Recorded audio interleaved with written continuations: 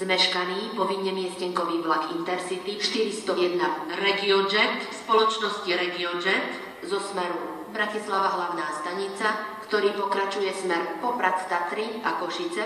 Pravidelný odchod 8 hodín 14 minút prichádza k nástupišťu 1, koľaj 2.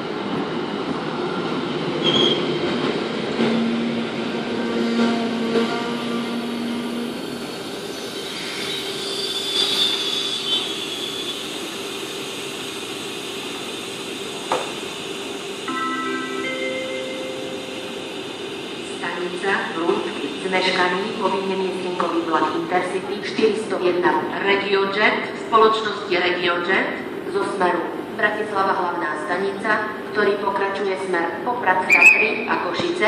Pravidelný odchod 8 hodín 14 minút prišiel k nástupišťu 1, koľaj 2. Zmeškaný povinne miestenkový vlak Intercity 401 RegioJet spoločnosti RegioJet smer Poprad Tatry a Košice. Pravidelný odchod 8 hodín 14 minút stojí pri nástupišti 1, koľaj 2, pripravený na odchod